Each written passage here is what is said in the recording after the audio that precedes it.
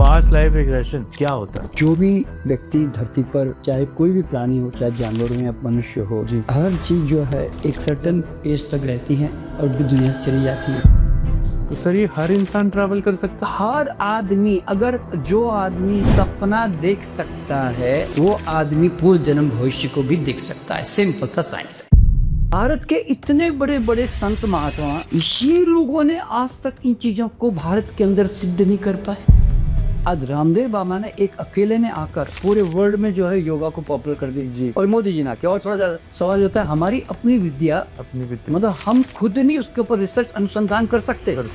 मतलब सर आप ये कहना चाह रहे हैं जैसे मैं हूँ हाँ। अभी 2025 में हूँ और मैं अगर अब 21-25 में जाऊंगा हाँ। तो मेरा नाम दूसरा है, मेरा सब कुछ दूसरा है। बात भी मेल फीमेल जेंडर भी सब बदल जाएगा। और हिंदुत्व की बातें करते हैं, कृष्ण की बातें करते हैं, धर्म की बातें करते हैं, और हमारे अपने पुनर्जन्म को तुम साइंटिफिकली प्रूव नहीं कर सकते। और करना क्या है, रियल में है ना भाई, एक हवा की तरह है। सर अब जैसे कि फॉर एग्जांपल आजकल लोगों को इतना स्ट्रेस हो रहा है, इतनी प्रॉब्लम हो रही है और लोगों के रिश्ते टूट रहे हैं, इवन लोगों के जो रिश्ते हैं वो गलत भी बन रहे हैं, तो क्या ये पूर्व जन्म की वजह से ही है? नहीं। लेकिन सर ये कैसे डिसाइड होता है कि मेरे को कहाँ और कब कहाँ पैदा होना है और पिछले जन्म से उसका क्या संबंध है? यूनिवर्स जो है ना, एक तो संबंध को रिकॉग्निशन नहीं करती, किसी का भी किसी भी संबंध को रिकॉग्निशन नहीं करती, और जात पात और का तो सवाल ही नहीं पैदा होता, समझे ना। और मेल जेंडर भी नहीं करती। अगर आप एक नौकर के साथ में भी अगर आपने बहुत प्यार किया है तो अगले जन्म में आपका वो रिश्तेदार मिल के आ जाएगा आपके पास।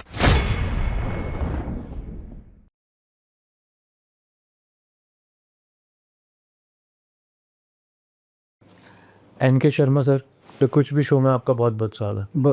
तब मेरा भी सबको नमस्कार। सर कैसे हैं आप? बहुत परफेक्ट, ऑलवेज।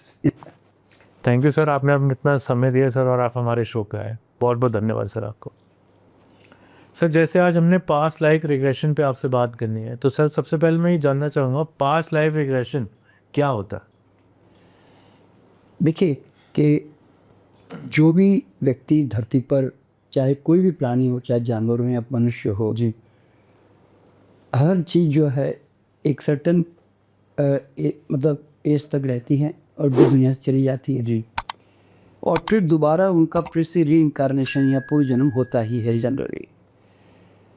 और तो इसके बारे में देखिए दो तरह की चीज़ें हैं ना, कि एक शास्त्र आपको राय देता है इसके बारे में, और एक साइंटिफिक इसका आधार भी है। जी। ये दोनों चीज़ें हैं अपनी जगह पे। और तीसरा अगर आधार कहें तो जैसे कहता है ना कि भाई मैंने खुद स्वाद चखा है, तो मुझे किसी के प्रूफ की क्या ज़रूरत है। सही बात। मैंने रसगुल्ला खा लिया तो कोई बोलता नहीं जी मेरे हिसाब से मीठा नहीं होता रसगुल्ला, तो भाई वो तुमने नहीं खाया, तुझे नहीं लगता होगा, पर हमें तो खाया लगा जी, मान दो। तो तीसरा जो है मेरा वो है एक्सपीरियंशियल, क्योंकि अब तक हम लोग करीब 46,000 के ऊपर, मतलब हम लोग जो हैं पूर्व जन्म और भविष्य दोनों एरिया में लेके जा चुके हैं। 46,000 लोग? हाँ, अभी 30 साल में 30 ईयर्स में कितने हज़ारों। हम तो थोक बंद है ना, हम तो होल सेलर है। यानी कि हम कैसे लेके जाते हैं मालूम, अगर हमारे आप जाके देखेंगे यूट्यूब चैनल पे भी, तो हम 5-5 हज़ार लोगों को एक साथ लेके जा रहे होते हैं। जब मैं अभी पूर्व जन्म में? हाँ जी, पूर्व जन्म और भविष्य में। अभी मैं US में था जी। तो वहाँ पर बड़े बड़े ग्रुप सेशन लेता हूँ, मतलब 50, 100, 200 लोग एक साथ ज्वाइन करते हैं। जी। अभी मैं दुबई भी जा रहा हूँ अब 1 तारीख को, तो वहाँ पर भी ग्रुप सेशन है। ऐसे मतलब 3 ग्रुप सेशन है उस तरह के। तो वहाँ पर सब जगह एक साथ 50, 100, 200 लोग जा रहे होते हैं एक साथ। हाँ, एक साथ जाते हैं सब। तो ग्रुप में भी जाते हैं, पर्सनल तो काफ़ी लोग जाते ही हैं, क्योंकि पर्सनल के कई लोग शौकीन होते हैं। सब लोग ग्रुप में आते भी नहीं हैं।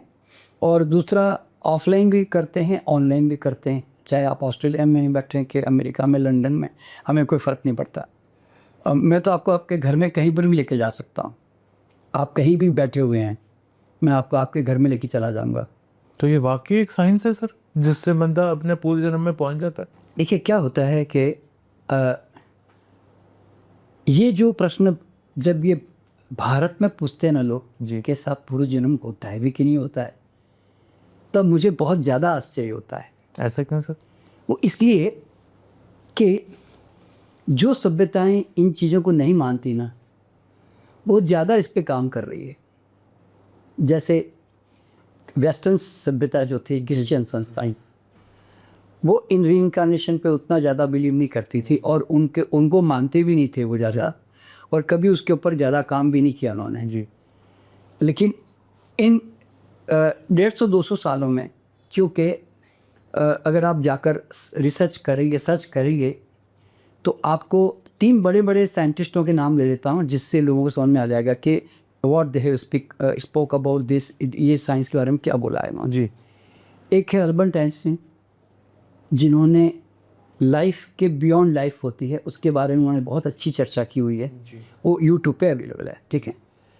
और दूसरा है एडिसन, जो एडिसन जो है उसने इसके बारे में साइंटिस्ट ने बहुत बोला है। और तीसरा है निकोला टेस्ला। ये 3 तो बड़े बड़े साइंटिस्ट हैं दुनिया के माने हुए। इन्होंने रीइंकार्नेशन और पुनर्जन्म के ऊपर और बियॉन्ड दिस लाइफ के बारे में बहुत कुछ बोला है जी, ठीक है। और जहाँ क्रिश्चियनिटी में इसका विरोध था इस ज़माने में जी, सबसे ज़्यादा अगर आज दुनिया में कहीं पर भी रीइंकार्नेशन पे या पुनर्जन्म पे काम हुआ है जी, तो वो बाहर के विदेशों में। और भारत के लिए बड़ी शर्मनाक बात है, मैं आज कहता हूँ जी, कि भारत की विद्या, भारत में इसका नाम ज़्यादा कई हज़ारों साल पहले सुना गया, वहाँ पर आज भी इसके ऊपर कोई रिसर्च इंस्टीट्यूट या स्टडी आज भी नहीं है। हमारी केवल ऊपरी मान्यताएं हैं कि भाई कृष्ण ने गीता में कहा, या हम पुनर्जन्म की बातें करते रहते हैं अपन ऐसे। तो आप ज़रा सोचिए कि बाहर विदेशों में अगर आप किताब ढूंढने जाओगे ना जी, और मैं भी ढूंढता हूँ, तो मुझे 500 किताबें मिल जाएगी सिर्फ पुनर्जन्म के ऊपर। पुनर्जन्म, हाँ। और उसके अंदर करीब नहीं तो भी 50 MD मेडिकल डॉक्टरों की किताबें मिलेगी। तो बहुत नंबर है सर। हाँ, 50 बता रहा हूँ मैं, कोई 5-10 भी नहीं, 50 जो MD मेडिकल डॉक्टरों ने काम किया है, ठीक है। और वैसे भी मैं लोगों से कहना चाहूँगा कि कभी भी है ना, अंधाधुंध कभी किसी चीज़ पे विश्वास न करो। क्यों, कारण क्या है, क्योंकि मैं खुद एक रैशनलिस्ट किस्म का व्यक्तित्व रहा हूँ मेरे बचपन से अब तक जी। तो जैसे आपने कहा ना, मैं ये नहीं मानता वो नहीं मानता, तो मैं भी है ना, एकदम कोई बोल दे भगवान है तो मैं नहीं मानता, मैं उसको प्रूव करके मान लूँगा, ऐसा होता है ना जी। कोई कहे पुनर्जन्म है तो मैं नहीं मानता। मैं आज रेकी सिखाता हूँ, एनर्जी साइंस, मैं पहले बिल्कुल नहीं मानता था इस चीज़ को, आज मैं ही उसको प्रूव कर रहा हूँ। क्यों, मुझे पता चल गया, तो फिर तो मैं छाती ठोक के दुनिया के सामने ला के रख दूँगा, ऐसा होता है ना इस तरह से। तो इसीलिए पूर्वजन्म और भविष्य के बारे में मुझे कभी सचमुच में कोई इंटरेस्ट था भी नहीं, मुझे पता भी नहीं था, और ना मैं कभी सोचा कि ज़िंदगी में इसके ऊपर काम करूँगा, ऐसा होता है ना जी।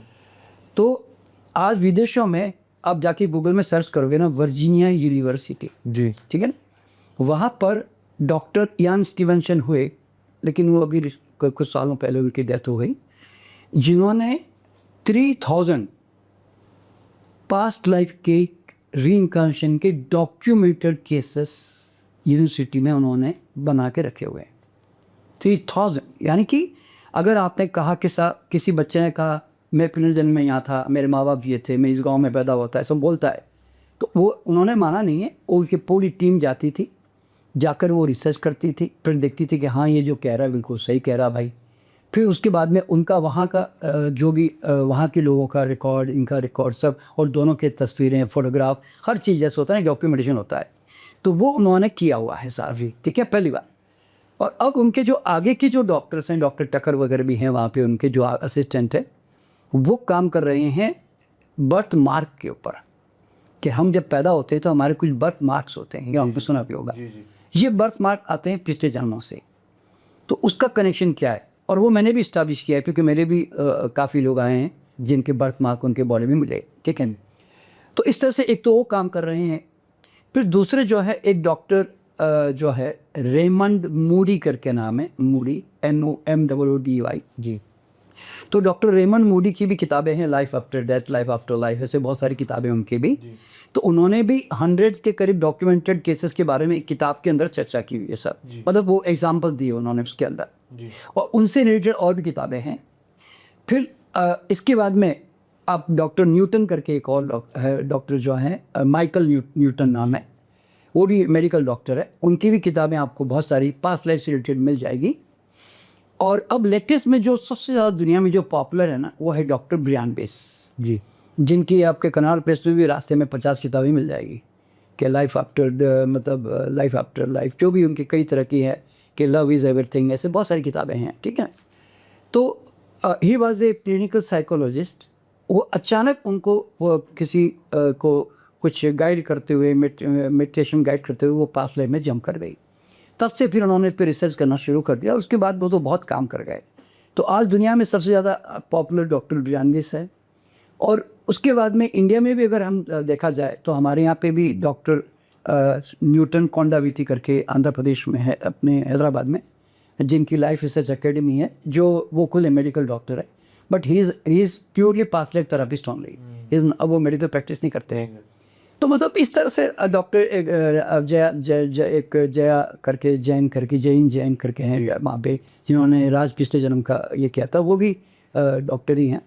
तो इस तरह से बहुत सारे मेडिकल डॉक्टर्स जो है ना आज इसमें काम कर रहे हैं। तो पहली बात देखिए, पहला तो दिमाग में क्या आना चाहिए भाई, जब इतने बड़े बड़े मेडिकल डॉक्टर काम कर रहे हैं तो कुछ तो दम होगा, कुछ तो कर रहे हैं, कुछ तो साइंस है इसका। अच्छा, फिर इसके अलावा जो सबसे बड़ा जो एक अनोखा काम किया ना, वो क्या, कैलिफोर्निया के डॉक्टर है डॉक्टर वाल्टर सिम्को, जो मैं नाम बता रहा हूँ, आप जाके और रिसर्च कर लीजिएगा, उसमें मिल जाएगा आपको पैराग्राफ वगैरह। तो डॉक्टर वाल्टर सिम्को जो है, उन्होंने एक बोर्न अगेन किताब लिखी है जो अवेलेबल है अमेज़ॉन पे, हिंदी में भी इंग्लिश में भी। तो उन्होंने जितने बड़े बड़े वर्ल्ड के सेलिब्रिटीज़ हैं, अमिताभ बच्चन से लेकर शाहरुख खान से लेकर, और मतलब बुश है, क्लिंटन है, या लिंकन, अब्राहम लिंकन है, शेक्सपियर है, मतलब हमारे अब्दुल कलाम है वगैरह, ये सब, इन सब चीज़ों पे उन्होंने बहुत काम किया। तो इनके पास्ट लाइफ में एक्चुअली क्या थे, इन्होंने सारा रिसर्च करके वो पूरी किताब बना के रख दी उन्होंने। उस किताब के अंदर सारे उन्होंने डॉक्यूमेंटेशन के साथ डाल दिया है, प्रॉपर रिसर्च करके। और उनके बोलते हैं चेहरे का मिलान, आदतों का मिलान, उनके लाइफस्टाइल का मिलान, वो सब मिलान कर करके कौन से एरा में हुए वो लोग, क्या काम किया, वो सब उन्होंने उसमें डाल दिया। तो इस तरह के जो है ना लोग जो है काम किए जा रहे हैं मेडिकल फील्ड में। अब मैं आता हूँ आपको आध्यात्मिक क्षेत्र के बाद से। जी। देखिए, भारत के अंदर एज ए हिंदू आप जब सदियों से गीता पढ़े जा रहे हो, और जब कोई मरता है तो हिंदुस्तान टाइम्स में और आप अपने नवभारत टाइम्स में आप ऊपर कृष्ण भगवान का वो मंत्र छपवाते हो कि नैनम चिंतनते शस्त्राणी, आत्मा पुनः मार सकता है, कुछ जला सकता है, अन्य माने शरीर है, सब इस प्रकार के आप जी। उसके ऊपर श्लोक लिखते हो। तो उसमें आप बार बार कहते हो कि भाई आत्मा बार बार जन्मती है, कपड़े बदलती है, मरती नहीं है, अमर रहती है ना, हम वापिस पुनरअपि जननम पुनरअपि मरणम, शंकराचार्य जी कहते हैं। तो ये सब चीज़ें हम बोलते ज़रूर है, लेकिन हम वास्तव में जो है ना, हम, मुझे कई बार है ना, मैंने कहा ना मैंने कि मुझे अफसोस होता है कि हम लोग ये मतलब ऐसे मिजाज के लोग हैं जो हमारी अपनी विद्याओं को हम बड़ा शक की दृष्टि से देखते हैं। आज भी बता रहा हूँ मैं जी। आप ज़रा सोचो, कृष्ण को मानते हैं, कृष्ण की गीता को मानते हैं, और पुनर्जन्म के बारे में उसकी जो थियरी वो मानते भी हैं, ठीक है, और गरुड़ पुराण पढ़ते हैं, जब मर जाते हैं तो स्वर्ग नरक की बातें करते हैं। और लेकिन जब पुनर्जन्म के विश्वास की बात आती है तो फिर वो कहते हैं पता नहीं होता है कि नहीं होता है, वो क्या मालूम जी, ये मतलब इस तरह की बातें करते हैं। ऐसा देखिए, सामान्य आदमी करें कोई बात नहीं। भारत के इतने बड़े बड़े संत महात्मा, इतने बड़े बड़े आश्रम हैं, इनके पास रिसोर्सेस हैं, फंड है, सब कुछ है, ये लोगों ने आज तक इन चीज़ों को भारत के अंदर सिद्ध नहीं कर पाए। अगर मैं आपसे कहता हूँ, देखिए कुछ योगियों ने योगा पे काम किया, कुछ योगियों ने लेकिन आज रामदेव बाबा ने एक अकेले ने आकर मतलब पूरे वर्ल्ड में जो है योगा को पॉपुलर कर दी जी। और मोदी जी ना क्या, और थोड़ा ज़्यादा जी, ठीक है। तो भाई आज से 25-30 साल पहले क्यों नहीं इतना पॉपुलर कर पाए भाई? जी। सवाल होता है हमारी अपनी विद्या मतलब हम खुद नहीं उसके ऊपर रिसर्च अनुसंधान कर सकते। सवाल ये पैदा होता है, बाहर वाले करते हैं। हाँ, बाहर वाले करते हैं, और वो हमें प्रूफ देते हैं कि फलानी यूनिवर्सिटी ने रिसर्च की कि योगा करने से ये फ़ायदा होता है, प्राणायाम करने से ये फ़ायदा होता है, ध्यान करने से ये फ़ायदा होता है। भाई तुम ध्यान के सबसे ज़्यादा जानकार हो, तुम दुनिया में ध्यान को पहुंचा भी रहे हो, और तुम ध्यान के ऊपर काम नहीं कर रहे। और अच्छा, ये जितने भी संत साधु महात्मा हैं ये सब बहुत इसके ऊपर लेक्चर भी देते हैं, बातें भी करते हैं पुनर्जन्म के बारे में, तो रिसर्च क्यों नहीं करते भाई? क्यों उसके ऊपर मतलब इतने उपदेश दे दे के क्या कर लोगे? मतलब एक ऐसी चीज़ दुनिया में लाओ ना जिससे लोगों का, आने वाले लोगों की आंखें खोले, कल्याण हो उनके जीवन में। खाली वो राम नाम लो बेटे, राम नाम लो बेटे करने से क्या हुआ? आज तक भारत में ये मतलब इसी तरह क्या चलता रहेगा? सॉरी पैदा होता है। अच्छा, सरकार हमारी जो है आज मतलब इन चीज़ों के ऊपर रत्ती भर भी इंटरेस्ट देना पसंद नहीं करती। मैं आपको बताना चाहूँगा कि एक डॉक्टर सिन्हा करके यहाँ पे कुरुक्षेत्र में हैं जी, जो अभी चले गए 95 ईयर्स के बाद में। जी, उन्होंने जयपुर यूनिवर्सिटी में आज से 1960-70 के आसपास के पीरियड में वहाँ पर पैरासाइकोलॉजिकल या पैरानॉर्मल ऐसा कुछ साइंस के ऊपर से उन्होंने कोई डिपार्टमेंट खोला था, 10 साल चला। और उन्होंने भी डॉक्यूमेंटेशन किए, मतलब जहाँ जहाँ किसी ने कहा ना ये बच्चा पूर्व जन्म में गया तो वो जाकर वहाँ पे उसको ढूंढ के लाए, उसका फोटोग्राफी ऐसा कुछ, तो उन्होंने भी डॉक्यूमेंटेशन किया। और डॉक्टर बनर्जी करके कोई थे उस समय वहाँ के हेड, और वो डॉक्टर सिन्हा उनके असिस्टेंट थे, तो मैं उनसे भी मिला हूँ जाके। तो वो कहते हैं कि 10 साल के बाद में जब दूसरा कोई कुलपति आया उसने डिपार्टमेंट ही क्लोज कर दिया। बोले पुनर्जन्म पे हाँ, पुनर्जन्म पे, रीइंकार्नेशन पे जो रिसर्च चल रही थी पैरानॉर्मल चीज़ों पे, बंद कर वो उन्होंने डिपार्टमेंट ही बंद कर दिया। वो फाइलें वाइलें वहाँ पढ़ के फिर सड़ गई बाद में। उसके बाद में अब देखो 1970 की बात कर रहा हूँ, और अब तो इतने साल हो गए, 50 साल हो गए। मतलब और हिंदुत्व की बातें करते हैं, कृष्ण की बातें करते हैं, धर्म की बातें करते हैं, और हमारे अपने पुनर्जन्म को तुम साइंटिफिकली प्रूव नहीं कर सकते। और करना क्या है, रियल में है ना भाई, एक हवा की तरह है, प्रूव कर सकते हो, बड़े आराम से प्रूव कर सकते हो। मैं तो प्रूव कर ही रहा हूँ। कैसे प्रूव कर सकता है सर? देखिए, प्रूव करने के लिए क्या होता है, पहली बात, हर आदमी जो है अलग अलग स्तर पे जो है ट्रैवल करता है। जैसे आपने देखा होगा, आप सपना देखते हैं, जी, तो आप सपना देखते हो तो कौन से डायमेंशंस में है भाई आप? जैसे आप एक अंदाज़ा लगाएं कि भाई मैं फिजिकल डायमेंशन में नहीं हूँ, मेंटल डायमेंशन में नहीं हूँ, मैं कोई और डायमेंशन में हूँ जहाँ मेरी चेतना कहीं भी इधर उधर जा रही होती है।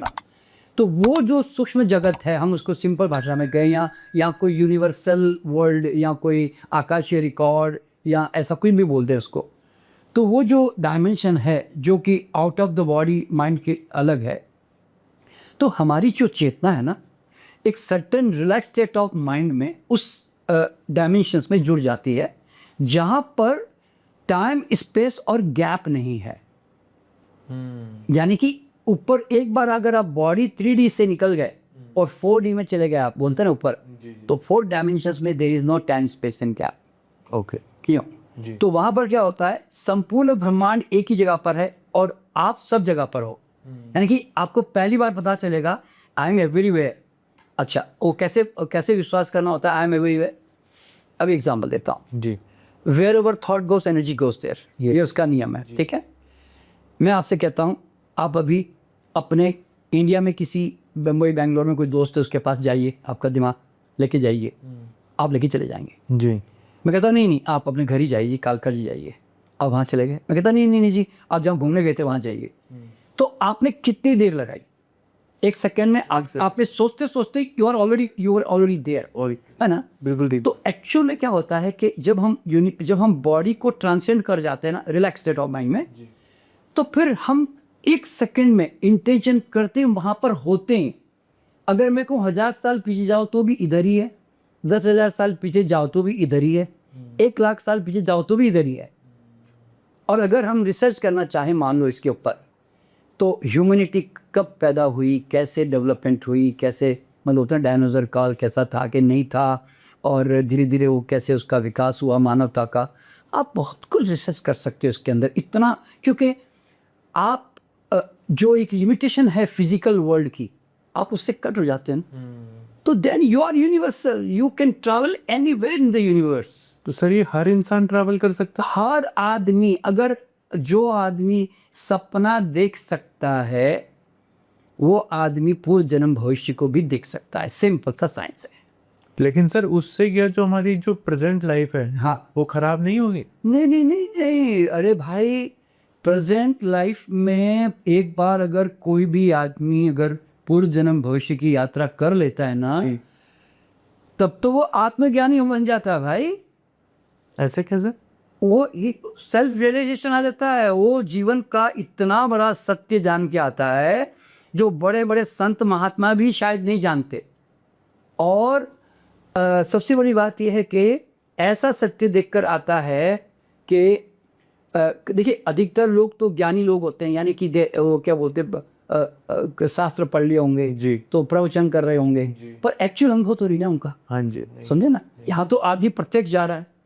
तो जब मैं पूर्व जन्म में लेके जाता हूँ और जब एक आदमी दिखता है कि मैं पिछले जन्म में मरा, मतलब 50 60 70 80 90 साल में मरा, लोगों ने मुझे जलाया गाड़ा, तो फिर मेरा शरीर नष्ट हो गया, तो फिर मेरी चेतना एक पर्टिकुलर कलर के रूप में, कलर भी होती है आत्मा का, उसमें बाहर निकल गई।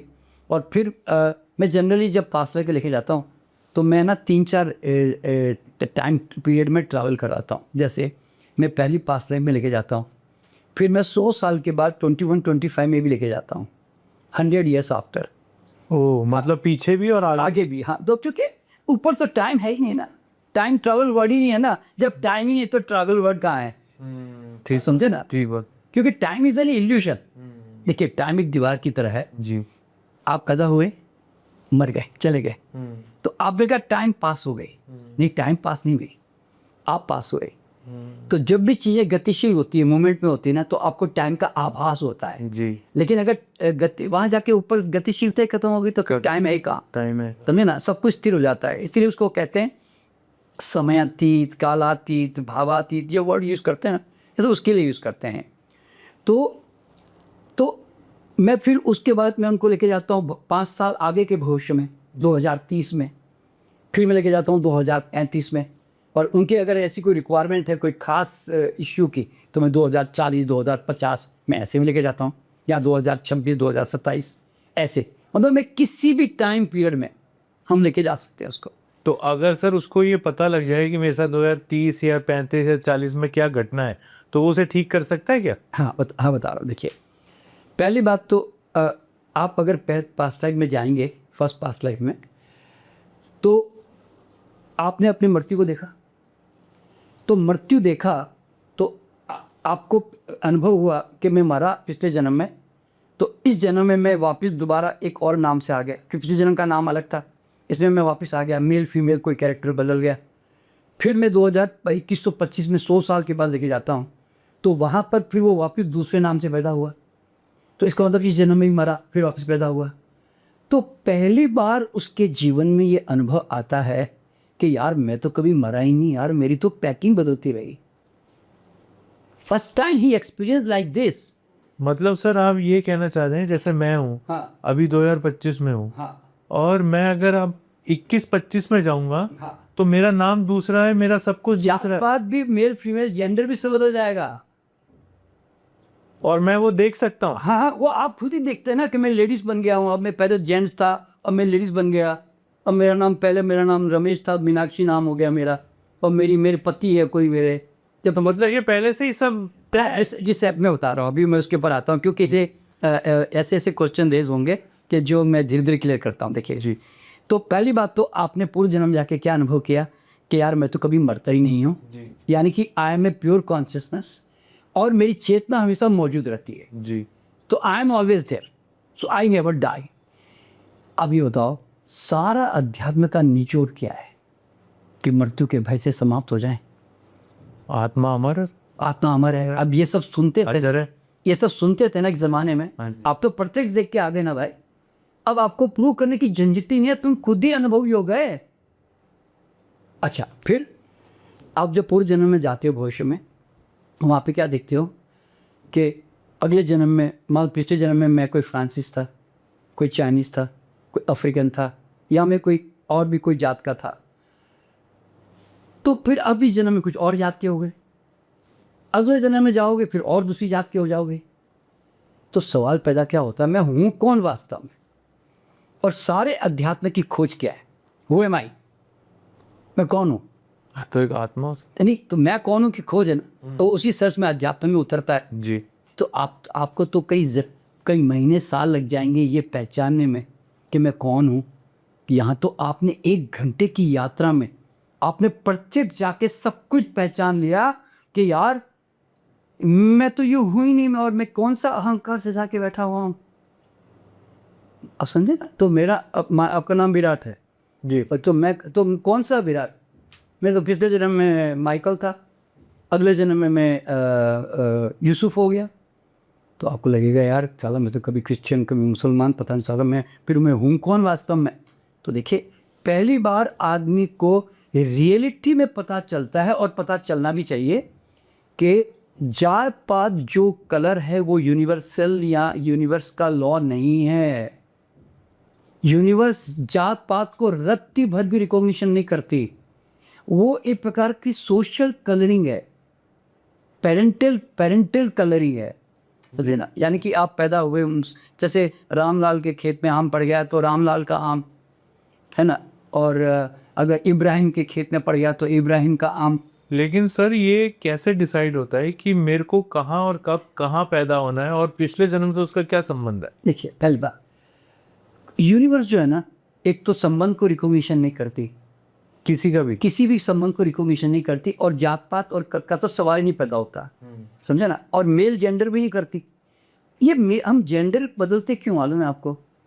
क्योंकि अभी एग्जांपल देता हूँ, अभी मैं जितने भी कुछ महिलाओं को मैं पूर्व जन्म में लेके गया हूँ ना, अगर वो इस जन्म में उन्होंने एक मेल कैरेक्टर को लेकर बहुत तकलीफ देखी है और उनको मेल की तरह काम करने का इंटरेस्ट रहा है, आप समझे ना, लेकिन वो कर नहीं पाई, तो उनके माइंड में एक बहुत बड़ा वो अनकॉन्शियस माइंड पे रहता है कि यार भगवान मुझे आदमी बनाए, आई मस्ट बिकम मैन, ये मुझे नहीं तो मैं ऐसे अबला बन के नहीं जीना चाहता मेरी लाइफ में, ऐसे मान लो उसके दिमाग में चल रहा है।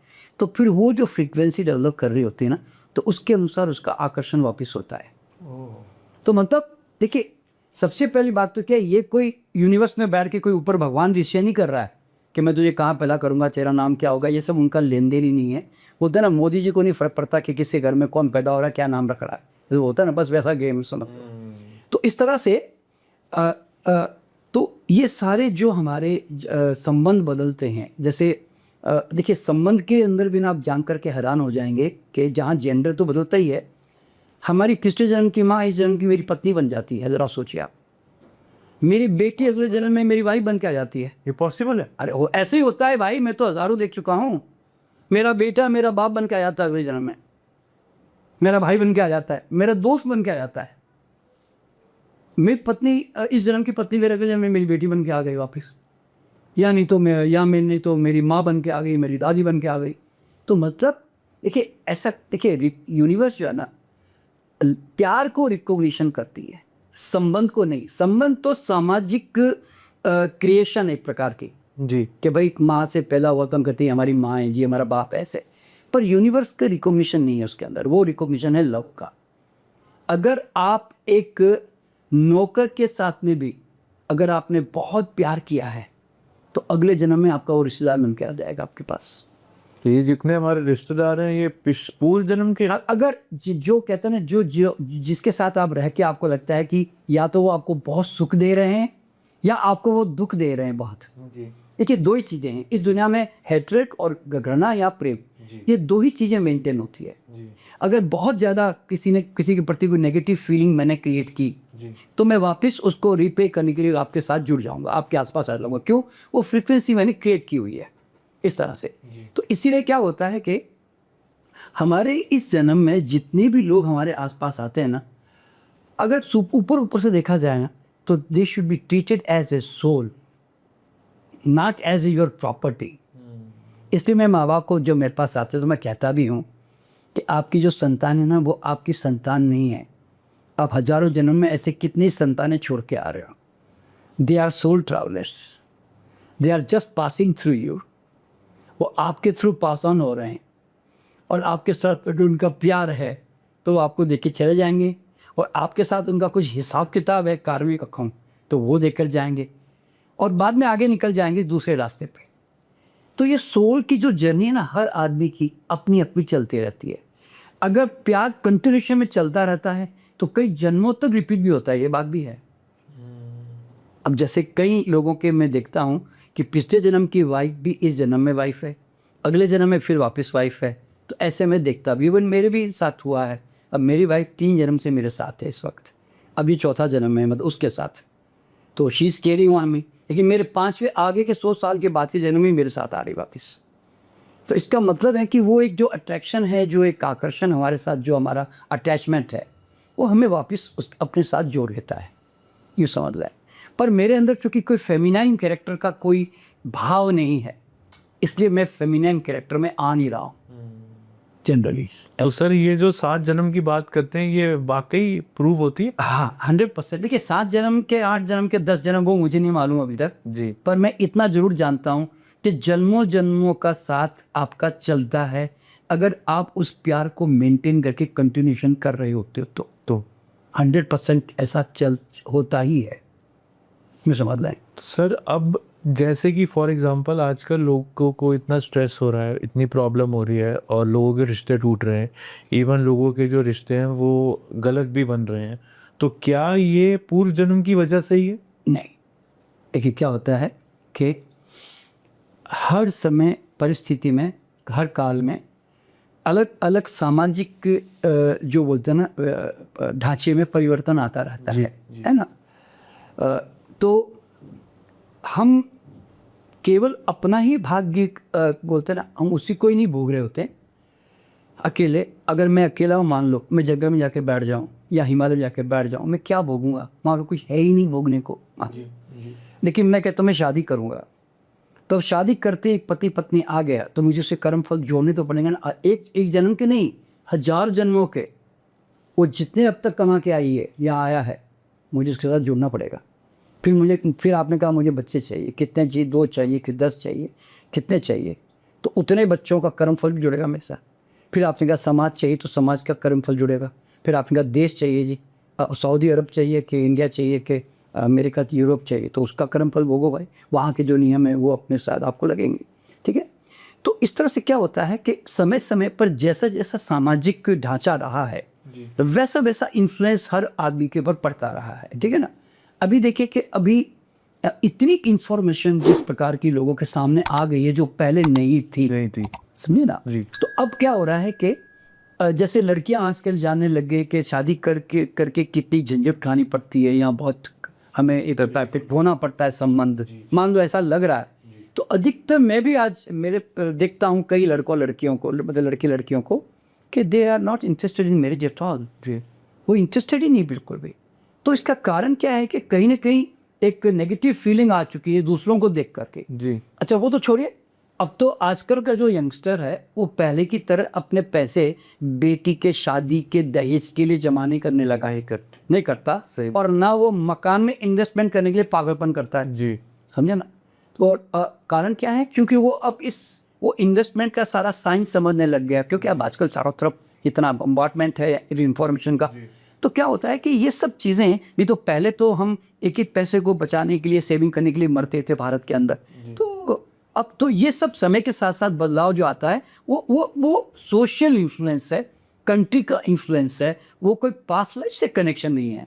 अच्छा, और जो संबंध अगर टूट रहे हैं तो संबंध टूटने का कारण क्या मालूम है कि देखिए प्रेम स्वतंत्रता का नाम है कि love means freedom. If you really love somebody तो उसके वीकनेस स्ट्रेंथ को स्वीकार करो और उसको आज़ाद करो। आप पोसेसिवनेस मत रखो, डोमिनेट मत करो, कोई हिसाब किताब मत करो उसके साथ में, ऐसे अपेक्षाएं लेके मत चलो भिखारी की तरह सारे दिन ऐसे। तो होता क्या है, अधिकतर जो संबंध जुड़ते हैं ना, और तो अब महिलाएं इतनी सशक्त होने लग गई है। देखिए पहले के ज़माने में, मैं जैसे राजस्थान से बिलोंग करता हूँ तो मैं जानता हूँ, अगर आप किसी वाइफ को बोलो ना निकल जा मेरे घर से, तो पहला शब्द क्या बोला उन्होंने? मैं कहाँ जाऊँगी, मेरा कौन है? आप समझे? तो क्यों, वो तो उस घर से छोड़ के तो आ गई।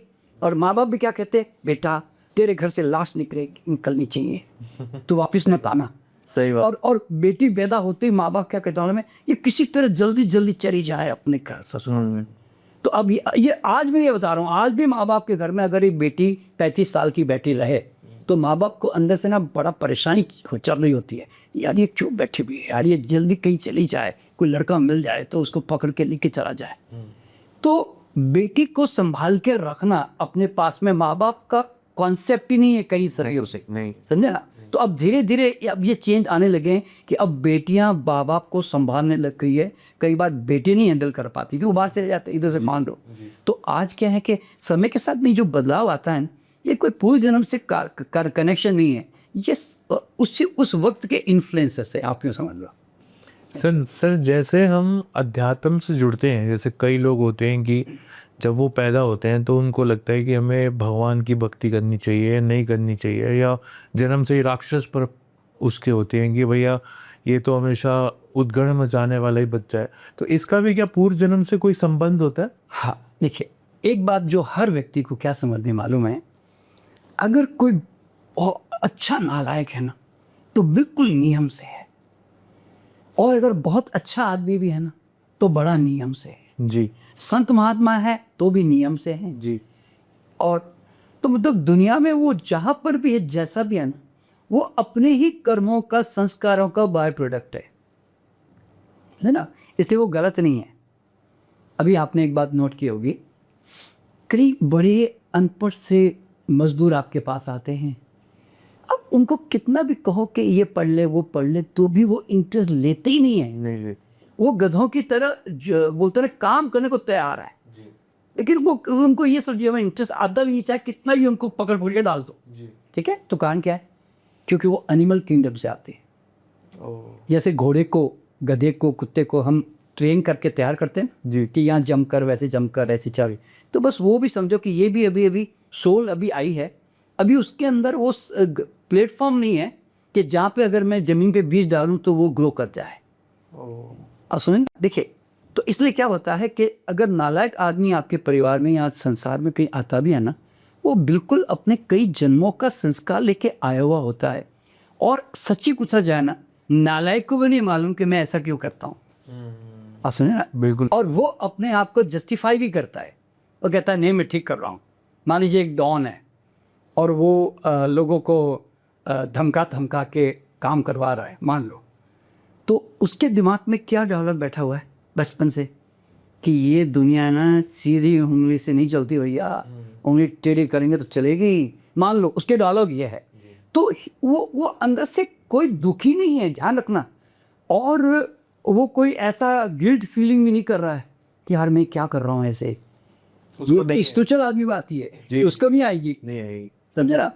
तो इस तरह से क्या होता है, देखिए आज ओसामा बिन लादेन ने अमेरिका के ट्विन टावर गिरा दिए, तो वो तो ऐसे समझ रहा कि मैं तो अल्लाह मियाँ का काम कर रहा हूँ भाई, मैं तो काफिरों को उजाड़ रहा हूँ, मान लो ऐसे सोचेगा।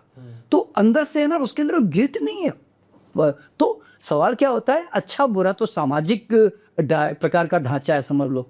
कई जगहों पे वो चीज़ अच्छी है, कई जगहों पे वो चीज़ अच्छी नहीं है, समझे ना। तो इस तरह से, तो इसलिए क्या होता है कि तो जितने भी जो भी लोग हमारे आसपास होते हैं वो सब बड़े नियम से होते हैं, आप यहाँ समझ लें। जी सर, ये जो पास्ट लाइफ होता है इसका कर्म से कैसे संबंध है, मतलब कर्म से कैसे इसको हम जोड़ सकते हैं? हाँ जी, देखिए ये बहुत अच्छा का प्रश्न है। इसमें क्या होता है कि अगर मैं एक गांव का आदमी जी, मेरे पास ज़्यादा सोचने में कुछ है नहीं, मैं कुछ टीवी भी नहीं है, मोबाइल भी नहीं है, मैं तो खेती में जाता हूँ, काम करता हूँ, ऑफिस घर जाता हूँ, खाना पी के सो जाता हूँ, मान लो। तो मेरे दिमाग में ओरिजिनली देखा जाए तो ज़्यादा से ज़्यादा 25-50 विचार होंगे पूरे दिन भर के जी, क्योंकि मेरा काम नहीं है जी। लेकिन अगर मैं एक शहर में रहता हूँ, टीवी भी है, मोबाइल भी है, बहुत सारी फिल्में भी है, बहुत सारा इंफॉर्मेशन भी है, तो मैं दिन भर में एवरेज, वैसे कहा जाता है कि ह्यूमन बीइंग जो है वर्ल्ड में 60 से 70 हज़ार विचार एक दिन में करता है जी, है ना जी। तो आप ज़रा सोचिए कि every thought is an energy, is a frequency. आपने विचार से, भाव से, कर्म से, यानी कि एक्शन लेकर भी आपने अगर कुछ भी किया है तो एक वाइब्रेशन तो आपने क्रिएट किया ही है जी, समझे ना। सो वो जैसे ना एनर्जी जो है वो यूनिवर्स में रिकॉर्डेड हो जाती है और वो रिकॉर्ड हो गई, समझ लो। तो संस्कार का मतलब क्या मालूम है कि मैं कई जन्मों से जो जो मैं अनकॉन्शियसली या कॉन्शियसली जो मैं एक्शन रिएक्शन विचार भाव कर्म करता रहा हूँ, उसके संस्कार मेरे आत्मा के चारों तरफ एक लेयर के रूप में जम गए हैं। समझे ना? तो मैं जब पैदा होता हूँ तो मैं इन कई जन्मों का संस्कार लेकर अगला जन्म लेकर आता हूँ, और मैं ठीक उसके अनुसार मेरी लाइकिंग, मेरे डिसलाइकिंग, मेरे अट्रैक्शन, मेरे डिस्ट्रैक्शन, है ना, मेरा स्वभाव, ये सब मैं ऑलरेडी लेके आ चुका होता हूँ। तो कोई देता लेता नहीं है, ध्यान रखना। कोई तुम्हारा भाग्य संसार में बनाता नहीं है। You create your own realities. समझे ना?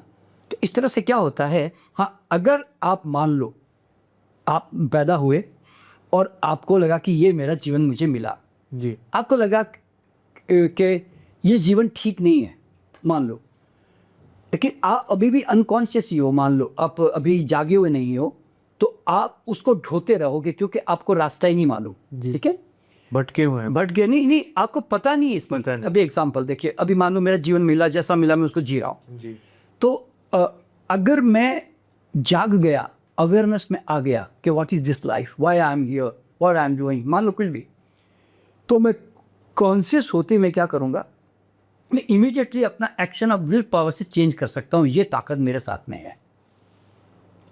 अच्छा एग्जाम्पल, मान लो मैंने घर खोल के देखा कि मेरे घर में झाड़ियाँ ज़्यादा थी और उसमें फ्लावरिंग कम थी। जी, तो मैंने देखा कि यार ऐसे कैसे, यार ये तो ठीक बात नहीं है। मुझे तो मेरे घर में ऐसे 10 तरह के ऐसे रंग बिरंगे फूल होने चाहिए जी मेरे घर में। जी, तो मैं क्या करूँगा, अभी मैंने विल पावर से डिसाइड किया, अभी सोच के, जो कि मेरे घर में मैं ये पीले कलर के 4 फूल लाऊंगा और गुलाब के मैं 25 लेके आऊँगा और बाद फलाने वायलेट कलर की ये फूल लेकर आऊँगा अभी। तो आप अभी बाजार गए, आप जाके बीज लाए, आपने गमले भी लाए, पानी डालना शुरू कर दिया। तो अब आप कॉन्शियस होकर, है ना, वर्तमान का जो एक्शन है ना, वो आप चेंज करते जा रहे हो। समझे ना?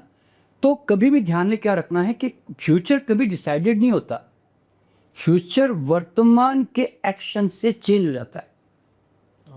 तो आदमी के पास सबसे बड़ी ताकत क्या मालूम है, कि पावर टू चूज। आप चॉइस कर सकते हो, पर प्रॉब्लम क्या मालूम है, हम अनकॉन्शियस चॉइसेस करते हैं। जैसे कि अभी आप मेरे घर आए, मैंने बोला भाई साहब चाय पियोगे, जूस पियोगे, शराब पियोगे। अब आप जिस लेवल के आदमी होंगे ना, ध्यान रखना, और वही चुनाव करोगे आप, है न? मतलब अगर आप सही बात। तामसिक प्रवृत्ति के होंगे, अरे यार एक जाम पिला दे यार आज, ऐसे बोलोगे। नहीं तो अगर थोड़े मीडियम राजसिक टाइप के होंगे, आप क्या बोलोगे, यार चाय वाय करा दो बस। लेकिन आप बोलोगे नहीं भैया, I take care of my health, मैं योगा वोगा करता हूँ, मुझे जूस पिलाओ ऐसा। तो आप जो होंगे वही तो मांगोगे ना। तो अब आपने जो पिया, वो चॉइस जो की, अब उसका लाभ नुकसान आपको उठाना है भैया, क्योंकि आपने उसी वक्त चॉइस की ना। तो होता क्या मालूम है कि आपको घर मिलता है तो ठीक है, उसमें कोई इंटीरियर नहीं होगा, उसमें फुलवारी नहीं होगी, पर आपके पास सबसे बड़ी ताकत है ना कि आप अभी इसी वक्त डिसीजन लेकर आप अपने पूरे घर की इंटीरियर चेंज कर सकते हो। आप अपना पूरा भविष्य का निर्माण अपनी मर्जी वाला कर सकते हो। अब देखिए, मैं एग्जाम्पल देना चाहता हूँ। देखिए, मैं जब इस साइंस को समझ गया ना कि ये यूनिवर्सल लॉ कैसे काम कर रहे हैं, ये भाग्य कैसे बन रहा है, भविष्य कैसे बनता है, तो फिर एक समय था 25 साल की उम्र में मैं बहुत बीमार पड़ा, मेरी किडनी ख़राब हो गई थी। ठीक है, तो फिर मेरे दिमाग में आया कि यार बीमारी बहुत बड़ा दुख है, नहीं बीमार तो नहीं पड़ना चाहिए यार, अब आइंदा ये दुख मैं वापस नहीं देना चाहता, ऐसा होता ना। तो मैंने डिसीजन लिया, आज के बाद अब कुछ भी हो जाए मैं बीमार नहीं पड़ूंगा। तो ये डिसीजन मैंने लिया ना, कॉन्शियस होकर, और फिर मैंने रोग के कारण, जिसके कारण जनरली आदमी डैमेज होता है, मैंने बंद कर दी। आज 50 साल हो गए, अब मैं 76 ईयर्स में हूँ। मैं ऐसे छाती ठोक के बोलता हूँ दुनिया को कि दुनिया की कोई ताकत मेरी मर्जी के बिना मुझे बीमारी नहीं दे सकती। क्यों नहीं दे सकती? क्योंकि मैं नियम जान गया कि शरीर को तो बीमार पड़ने का शौक है नहीं। शरीर तो बढ़िया फंक्शन करने के लिए डिज़ाइन है भाई। ये तो फल की तरह पककर संसार से जाने के लिए आता है, सड़कर टूट कर नहीं। आपको इसको diabetes, joints pain, blood pressure, cancer देना है तो आपको कई सालों तक लंबी चौड़ी तगड़ी मेहनत करनी पड़ेगी, तब जाकर ये डायबिटीज या ब्लड प्रेशर वाला बनेगा। आप क्या सोचते हो, ब्लड प्रेशर को 4 दिन में कमा लोगे? है जॉइंट पेन को 8 दिन में कमा लोगे? है कई साल चाहिए ना भाई, है ना। हार्ट ब्लॉकेज करना है तो वे 15-20 साल की उम्र से तला हुआ तो खाना पड़ेगा ना, तब जाके 30-40 साल में आपको उसका लाभ मिलेगा। तो कहने का मतलब क्या है, हर आदमी को समझना चाहिए किसने दी तुमको बीमारी, तुमने कमाई है अनकॉन्शियसली। तो मैं जब कॉन्शियस हो गया तो आज मैं यूं कहता हूं कि खुजली भी मुझे पूछे बिना नहीं आती। मैं ऐसा क्यों कहता हूं? क्योंकि शरीर कहता है देखो भैया मुझे तो खुजली करने का कोई शौक है नहीं, आपको अगर शौक है तो सामान सप्लाई कर दो, मैं कर दूंगी जी, अच्छी तरह से कर दूंगी, बढ़िया कर दूंगी, बहुत सारे एरिया से कर दूंगी। लेकिन अगर आप कारण ही नहीं दोगे तो मैं क्यों खुजली करूँ? तो मैं कहता हूँ मैं कारण ही दूंगा, शरीर कहता है मैं क्यों खुजली करूँ भैया, क्योंकि पागल मुझे खुजली करूँ आपको।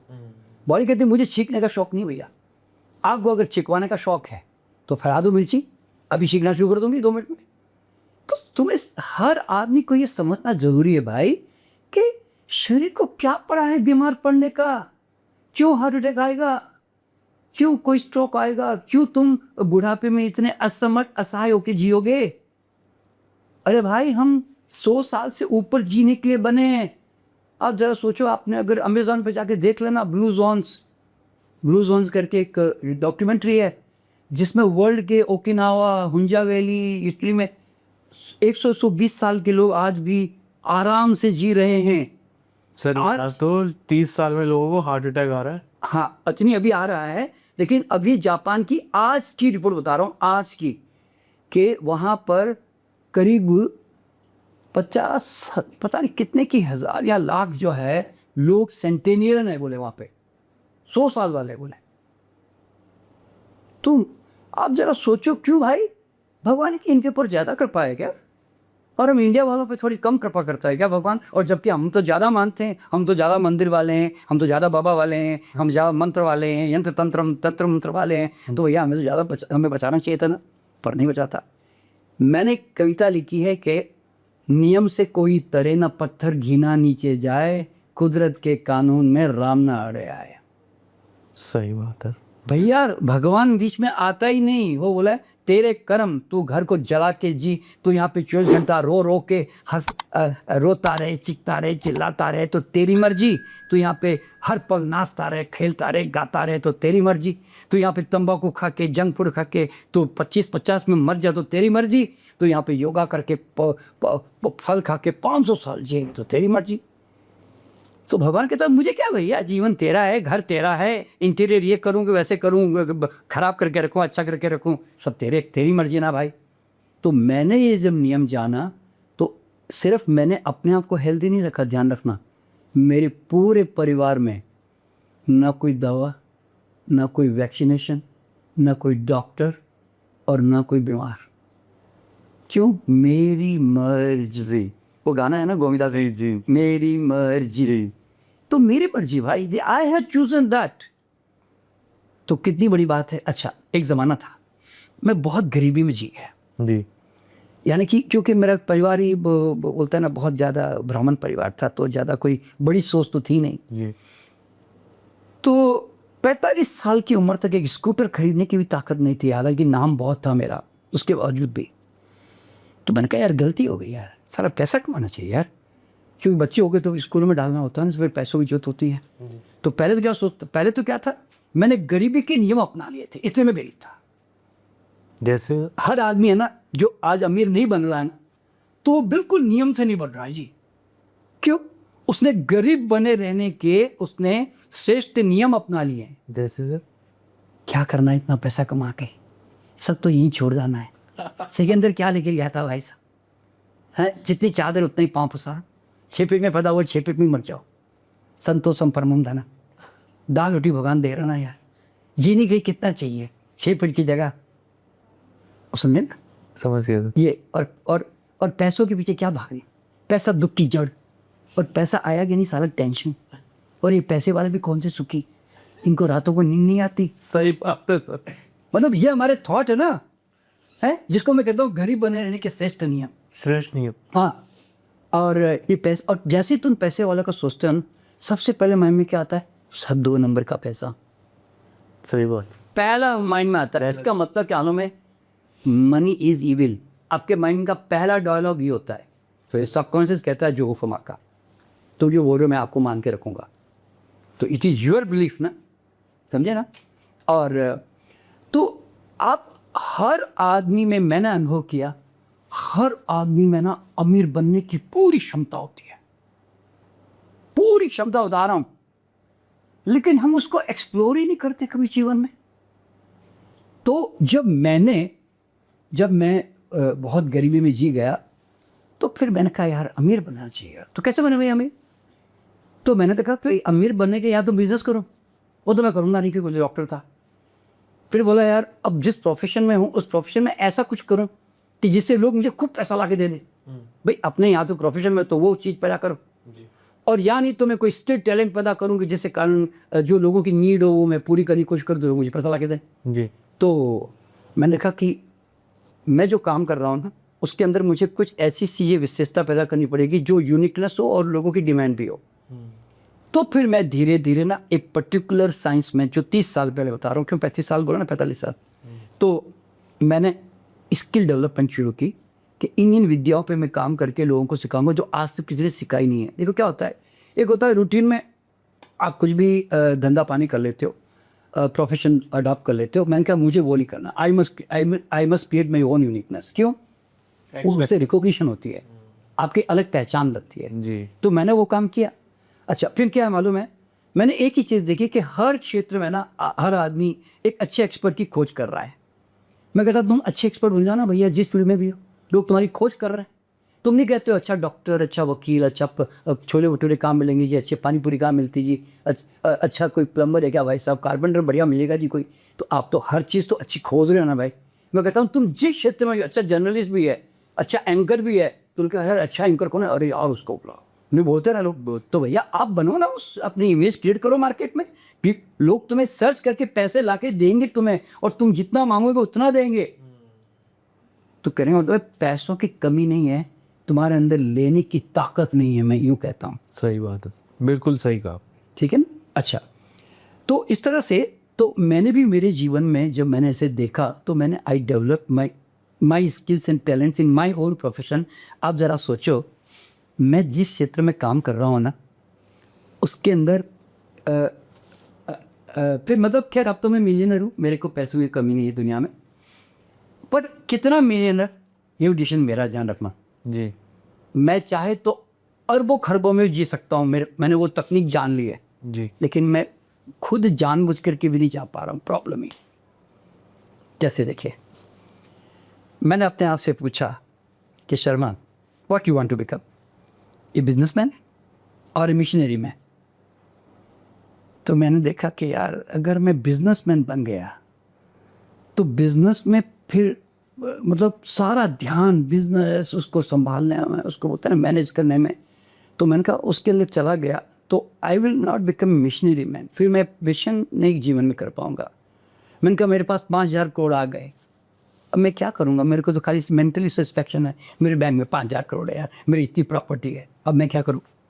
अब मैं तो अपने सेल को तो मान लो सेटिस्फाई कर पाया, ठीक है, पर मैंने कहा यार एक आदमी में जब ट्रांसफॉर्मेशन आता है ना तो वो अरबों रुपए खरबों रुपए मिलते हैं मुझे जी। ट्रांसफॉर्मेशन, किसी को हम किसी को सुख देते हैं, है ना। तो मैंने कहा नहीं, मुझे लोगों के जीवन को रूपांतरित करना है, वो मुझे मेरे लिए वो अरबों रुपया है। मैंने कहा मैं पैसा उतना ही कमाना चाहूँगा जितना मिले, जितना जरूरी है मेरे परिवार मेरे लिए, उतना ही बात, उससे आगे तो मैं करने की, तो मैं चाहे सागर मेरे पास सामने पड़ा हुआ है, मैं चाहे कितना भी लूट लूँ, कोई रोक तो नहीं रहा मुझे।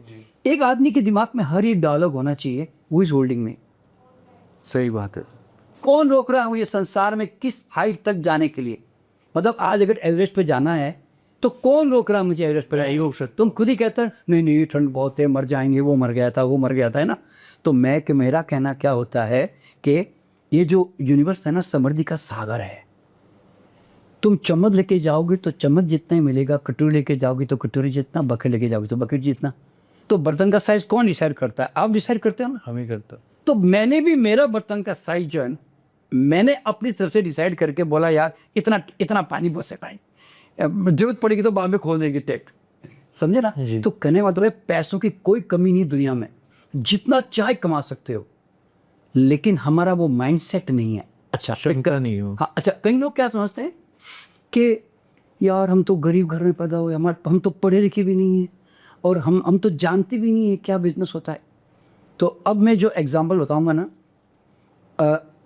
वो एग्जांपल देख के ना आपकी आंखें फटी रह जाएगी। देखिए, और मैं आपको उसका लिंक भी भेजूंगा। एक बिहार की घास काटने वाली महिला, कितनी अनपढ़, बिल्कुल कोई जानते नहीं, उसके हस्बैंड खेती में नुकसान हो गया, दोनों मियाँ बीवी भाग के दिल्ली आ गए। दिल्ली आकर उन्होंने रिक्शा चलाना शुरू किया हस्बैंड ने। वाइफ ने सोचा, वाइफ वो जो आसपास की बाइयाँ माताएँ होती है, वो बैठ के उसको गाइड किया, भाई तू सब्जी बेच, थोड़े पैसे कमा लेगी। उसने सब्जी बेचनी शुरू की, ठीक है। सब्जी बेचते बेचते सब्जियाँ ख़राब होने लगी, क्योंकि सब तो बिकती नहीं थी। तो किसी ने राय दी कि तू इसको अचार डाल दे तो ये कई दिनों तक टिक जाएगी, समझी। अब उस महिला में कोई समझ या अकल नहीं थी, सिर्फ एक टैलेंट था उसके अंदर कि वो बढ़िया अचार डालती थी। उसका वो बोलते हैं ना, वो एक स्किल थी बस उसके अंदर। तो उसने डालना शुरू किया, वो टेस्टी, बहुत टेस्टी बनाया। तो ड्राइवर बाइयाँ जो घर वाली काम वाली होते, उनके थ्रू मिडिल क्लास और अपर क्लास में पहुंच गया। तो उन लोगों ने कहा कि अरे ये इतना टेस्टी अचार क्या कहाँ से लाई? बोले वो हमारी बाई बनाती, अरे डेली 2 किलो ला, वो 5 किलो ला। धीरे धीरे उसने पैकिंग करनी शुरू की, ठीक है। उसके बाद किसी ने राय दी कि तू पूसा इंस्टीट्यूट में जाकर इसकी ट्रेनिंग ले ले तो और अच्छा काम कर पाएगी। वो गई, ज्वाइन करके कर ले। अब मैं बात क्यों बता रहा हूँ मालूम आपको, राष्ट्रपति प्रणब मुखर्जी ने उसको श्रेष्ठ उद्योग, महिला उद्योग का उसको अवार्ड दिया है। 154 काइंड्स ऑफ अचार बनाती है, मुरब्बे बनाती है, और उसकी 4 फैक्ट्रियाँ इस वक्त संसार। तो भाई ये कोई औरत ने कोई अफर्मेशन किया कि day by day I am becoming richer and richer, है, या इसने विजुअलाइजेशन किया मैं बहुत बड़ी अमीर बन गई हूँ। उसके तो दिमाग में भी नहीं था कि मैं कोई पैसे वाली बन सकती हूँ या मैं कोई ऐसे बड़ा काम कर सकती हूँ। वो तो एक पतली गली पकड़ के निकल पड़ी। चलते चलते चलते हाईवे आ गए, हाईवे आ गए तो फिर चौरस्ते आ गए, चौरस्ते आ गए तो फिर और रास्ते निकल गए। तो भैया हर आदमी को ये समझना चाहिए, अरे तुम जिस क्षेत्र में भी काम कर रहे हो, अरे निकल जाओ उसके अंदर, और जो तुम्हारे अंदर छोटा सा भी स्किल है ना, तो कहता हूँ उसको मांझ के पॉलिश करके उसको एक्सपेंड करो ना, तो ऑटोमेटिकली तुम्हें गली से निकलते निकलते आदि तो कल तो हाईवे आएगा ना भाई। और हाईवे आ गया तो तुम कहीं भी निकल सकते हो दुनिया में। तो इस तरह से मेरा मानना क्या मालूम है, अनपढ़ है कि पढ़ा लिखा, ये सब दिमाग से निकाल के फेंक दो। और ये तो आप जानती हैं, ऐसे स्टैटिस्टिक्स भी कहते हैं कि 96% of the world top richest person are undergraduates. सही बात है। अच्छी पढ़ाई का मतलब क्या? मुझे एक अच्छा जॉब करना है। अच्छी पढ़ाई क्यों करते हो, क्यों नंबर लेके आते हो? माइंड में एक ही बात रहती है ना, I want to do a good job. तो भाई तुम्हारे अंदर तो विजन तुम्हारी जॉब तक की है, तो तुम जॉब ही तो करोगे ना। आपने देखा होगा कि जो नौकरी पेशा माँ बाप होते हैं, वो अपने बच्चों को क्या सबक सिखाते हैं, बेटा अच्छी पढ़ाई करो, अच्छे नंबर लाओ, जॉब लगे से करो जाओ। और हो सके तो सरकारी नौकरी, और सरकारी नौकरी तो क्यों, काम नहीं करना पड़ेगा ना, छोकरी अच्छी मिल जाएगी और जैसे को वो पेंशन मिलने लग जाएगी, तो वो उसका माइंड वहाँ तक ही चलता है। लेकिन एक बनिए का बच्चा ऐसा नहीं करता, नहीं करता। बनिए का बच्चा क्या, उसके दिमाग में क्या रहता है, नौकरी तो करनी है नहीं यार, ट्रेडिंग करनी है जी, ट्रेडिंग करनी है, तो वो सारा ट्रेडिंग करता है। तो सवाल क्या, मतलब कौन सिखाता है यार? तुम कोई मोटिवेशनल बुक पढ़ता है क्या? कोई रिच डैड पुअर डैड की किताबें पढ़ता है क्या? वो ठीक है, इन्वेस्टमेंट के साइंस समझना चाहिए, लेकिन आज बनिए के बच्चे इतने बड़े बड़े इंडस्ट्रियलिस्ट बन जाते, कैसे बन जाते भाई? जी वाह, सही बात है। तो कहने का मतलब है पैसों की कोई कमी नहीं है, सोच और माइंडसेट की कमी। माइंडसेट। तो किसने कहा कि कोई भाग्य तुम्हारा भगवान लिख रहा है? ये बनियों का सारा भाग्य भगवान लिखे जा रहा है, और नौकरी पेशे का भाग्य वो भी भगवान लिखे जा रहा है। सर, ये जो आपने अभी पैसों की बात बताई, ये कैसे पूर्व जन्म से कैसे कनेक्टेड है? ये देखिए, पूर्व जन्म से जो है ना, इसका कनेक्शन कैसे है मालूम है कि आपने कई जन्मों से, एक जन्म का नहीं बता रहा हूँ मैं, कई जन्मों से आपके विज़न, आपकी सोच, आपका ज्ञान, आपने कम अर्ज किया, अर्न किया, नहीं किया, आपने किस विषय में ज़्यादा इंटरेस्ट लिया, है ना, आपका सामाजिक ढांचा क्या था, तो पूरे जन्म में जो जो आप जीते चले आए ना, उसका असर आपके संस्कार तो आपके माइंड में रहते हैं जी।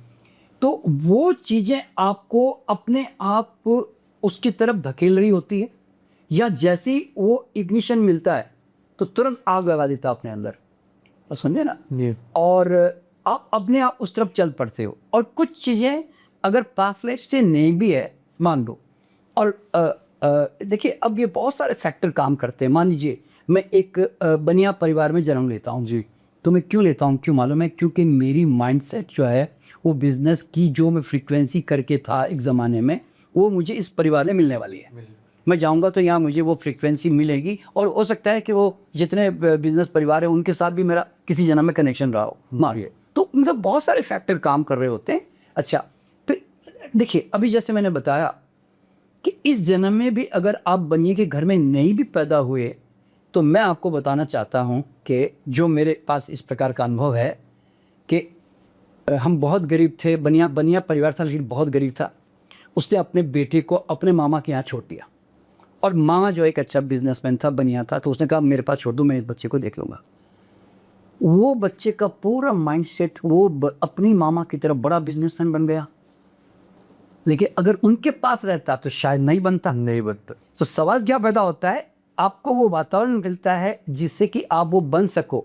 तो फिर आपको आउटर स्टिमुलेशन से भी है ना, आप नई सोच पैदा कर लोगे। मैंने आपको क्या बताया, भविष्य को डिसाइडेड थोड़ी होता है। मान लो मैंने एक लेकर आया हूँ कर्म अपने बिजनेस का, लेकिन मैं अगर बचपन से बिजनेस देख रहा हूँ, तरीका देख रहा हूँ, और मुझे ट्रेन किया जा रहा है, तो मैं तो उसमें वापस नया ट्रेन तो हो जाऊँगा ना। तो इस तरह से दो चीज़ें काम कर रही है कि एक तो मैं ऑलरेडी लेकर आया हूँ कुछ चीज़ें, और मैं उतना ही सोचूंगा जितना मैं विज़न लेकर आया। बताऊँ, देख ले, आपने बात नोट की होगी, कई लोगों की विज़न हमसे कई गुना ज़्यादा होती है जी, है ना। आपके एक ही क्षेत्र में अगर 4 लोग काम कर रहे हैं एक ऑफिस में, तो एक की विज़न बहुत दूर तक जाती है, आपकी नहीं जाती है। अभी मैं एग्जाम्पल देता हूँ। देखिए अब मेरे घर में, मेरे परिवार में मेरे कितने सब भाई हैं, मेरे 7 पीढ़ियों में मेरे अलावा आज तक किस ऊंचाई पे कोई गया ही नहीं। तो इसका कारण क्या था, क्योंकि मैं कई जन्मों से शास्त्र ज्ञान पंडित जो ये सब इन्हीं चीज़ों में रहा, मतलब बाबा ने अध्यात्म के क्षेत्रों में जाता रहा। तो उसका असर मेरे इस बचपन से मुझे मिला, तो मैंने ये परिवार चुना क्योंकि ये थोड़ा सा भक्ति भाव पूजा पाठ वाला घर था। लेकिन मेरा भाई जो है ना, ज़िंदगी भर 15-20 हज़ार की सिर्फ नौकरी करके चला गया दुनिया से, और मकान तक नहीं बना पाया आज तक अपना।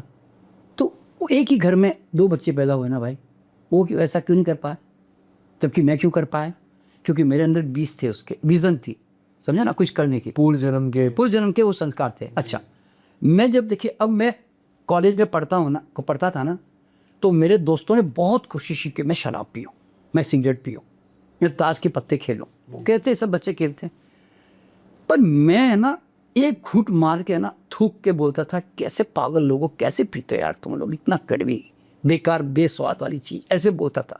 सिगरेट का फूंक मारा, अंदर लिया, फिर धूप ऐसे बाहर छोड़ा ना, तो मैंने कहा यार ये क्या पागलपन है यार, धुआं अंदर लो ने बाहर छोड़ो, नॉनसेंस। मैंने कहा बेकार चीज़ है।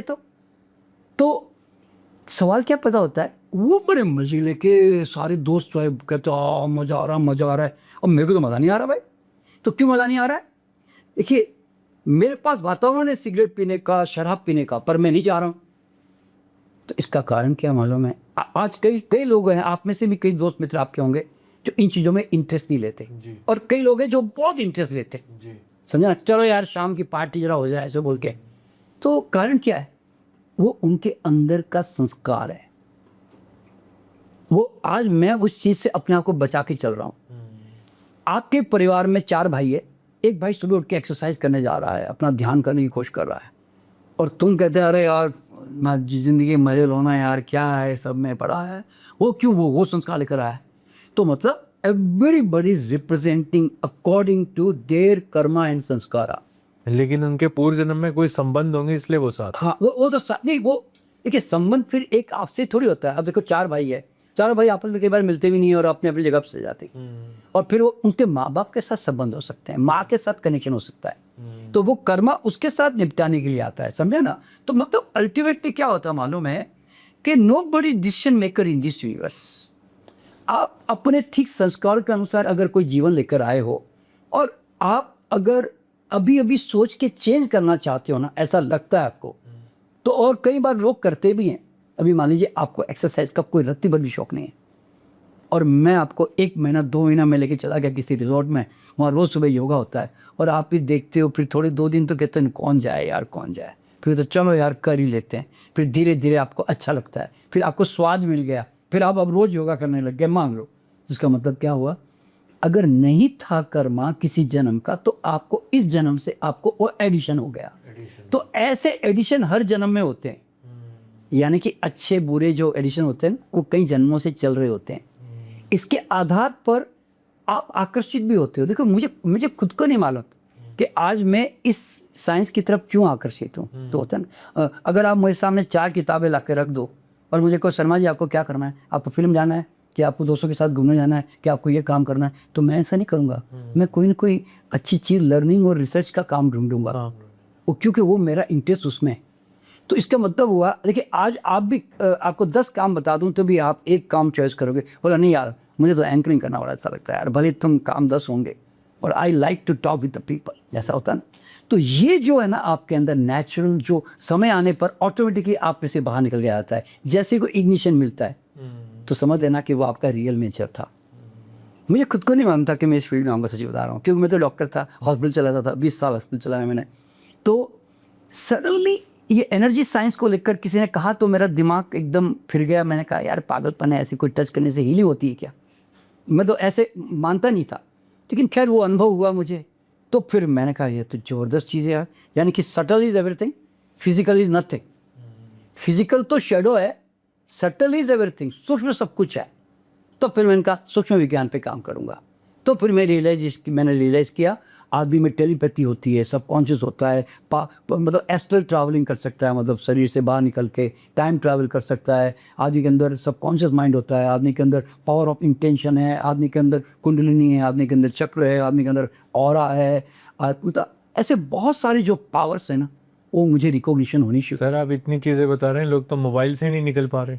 हाँ, आज की डेट में इतनी ताकत है आदमी के अंदर। देखिए मैंने ये अनुभव किया, एवरी ह्यूमन बीइंग एक ऋषि मुनि की तरह है, एक ईश्वर तुल्य है। जो एग्जैक्ट भगवान की ताकत है ना वो ताकत आदमी के पास भी है। मैं ऐसा क्यों कहता हूँ? तो सर देखिए ईश्वर तो कानून बना के सो गए और कहता देखो भैया मैंने सारी क्रिएशन का है ना फॉर्मूला आदमी के अंदर डाल के भेज दिया है, अब तुम जो करना करो, जाओ धरती पे जाओ। तो अब आपने देखा होगा आदमी कहता है चांद पे जाऊँगा जी, चला गया, कोई रोका किसी ने? अरे भाई हवाई जहाज बनाऊंगा जी, बना दी। नहीं जी मैं तो रॉकेट भी बनाऊंगा जी, मैं तो ऊपर जाऊँगा स्पेस पे, चला गया। उसने बोला नहीं जी मैं तो मेरे थॉट से ना कंप्यूटर चल पड़े जी, अच्छा पड़ा। नहीं जी अलेक्सा बोलोगे तो मेरे वैसे बोले मेरा काम करना शुरू कर दिया अलेक्सा, तो अलेक्सा बन गई। नहीं मैं तो साहब मैं खुद अपनी कार को उड़ा के लेके जाना चाहता हूँ जी, फ्लाइंग कार बन गई। लेकिन सर आज भी ऐसे लोग हैं जो एस्ट्रोलॉजर्स पर जाते हैं, हाँ ये कहते हैं कि, और एस्ट्रोलॉजर उन्हें ये कहते हैं कि आपने पूर्व जन्म में ये किए थे इसलिए आपके साथ ये सब घटित हो रहा है और आपका इतने साल बाद टाइम आएगा। और मैं आपसे जब बात कर रहा था तो मैंने देखा आपने एक भी रिंग या कोई ऐसा धागा या कोई ऐसा कुछ नहीं पहन। देखिए तो इसका क्या कनेक्शन है सर पूर्व जन्म से? पहली बात मैं एस्ट्रोलॉजिकल फैमिली से हूँ ओरिजिनली है, यानी कि पक्के एस्ट्रोलॉजर्स। मेरे पिताजी 60-70 साल एस्ट्रोलॉजी प्रैक्टिस की है, मेरे ताऊ जी ने भी 50 साल प्रैक्टिस की है, मेरा सगा भाई ज्योतिष था मतलब, और मेरे चचेरे भाई ज्योतिष है। तो मेरे खानदान बोले तो कई सालों से बोलते हैं ना ऐसे ज्योतिष में है जी। सिर्फ मैं नहीं हूँ बस, लेकिन उसको मैंने अनुभव किया है।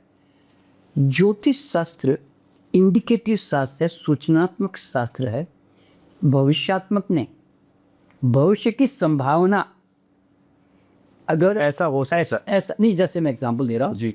अगर मैं यहाँ से इस गली में जा रहा हूँ जी और 4 गलियाँ और भी आती है, लेकिन आप अंदाज़ा क्या लगाओगे भैया ये आदमी सीधा जा रहा है ना, तो ये चंडीगढ़ जा सकता है यहाँ से शायद। जी तो आप अगर भाई साहब चलते रहोगे ना तो आप चंडीगढ़ पहुंचोगे जी, ऐसा अंदाज़ा लगाना पड़ता है। जी देखिए ऐसा नहीं है कि ज्योतिष जो है ओरिजिनली, ये सब लोगों के समझाने के लिए बता रहा हूँ कि it is not an calculative science, it is an intuitive science. शास्त्र गलत नहीं है, ज्योतिष गलत है। वो कैसे? वो क्यों मालूम है?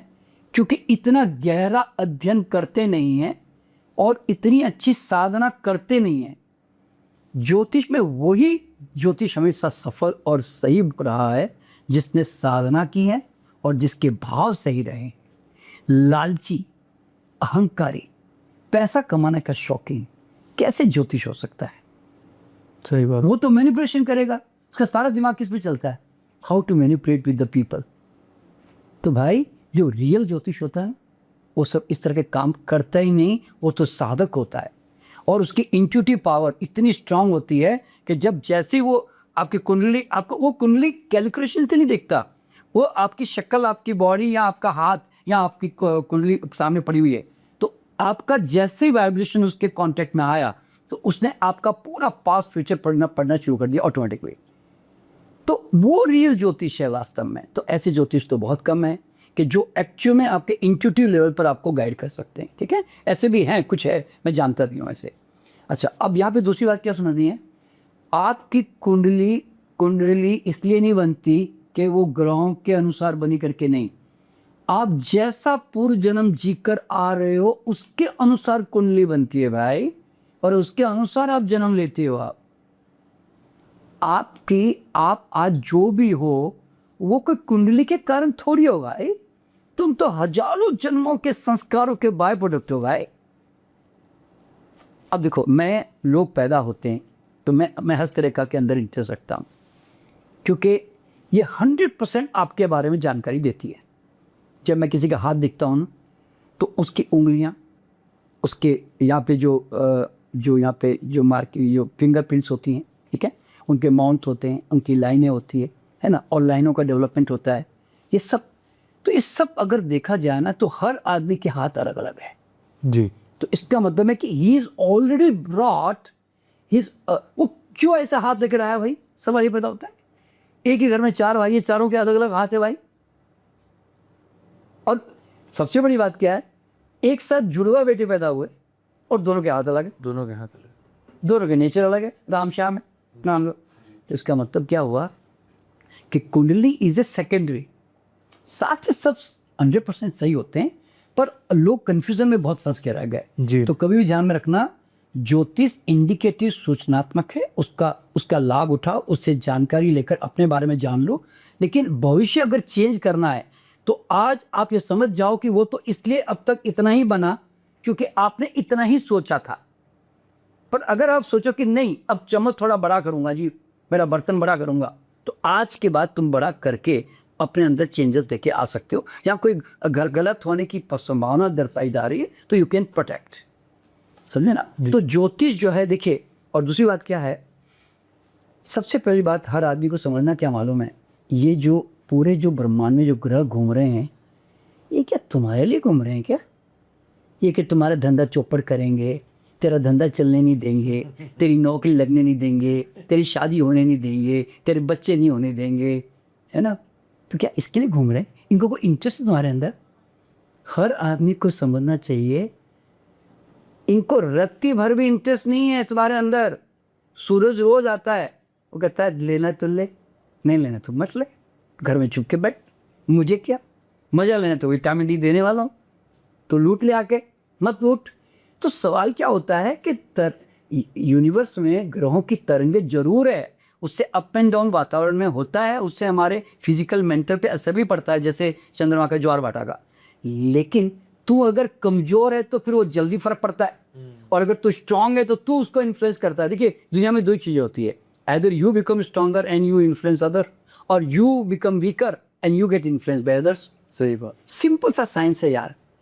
और मैं क्यों पहनूं ये सब, किसको पढ़िए, कोई शनि मंगल कोई ऊपर से देख रहा है क्या, अच्छा तूने ये पहन ली अंगूठी, अच्छा मैं अभी ले लूँगा, और यानी तो कोई पंडित को मैंने ऑथराइज कर दिया है, एक ज्योतिष को, तो उसको 25-50 हज़ार रुपये दे देना, वो मेरे नाम से ओम मंगलाय नमः, ओम इंद्रायण, कुछ ना कुछ जब करेगा तो मैं ऊपर से देख लूँगा कि अच्छा इसने 1000 बार नाम ले लिया मेरा, ठीक है, मेरा अहंकार सब तो सेटिस्फाई हो गया जी, अब मैं ले लूँगा जी आपकी सारी तरंगे। क्या नॉनसेंस है।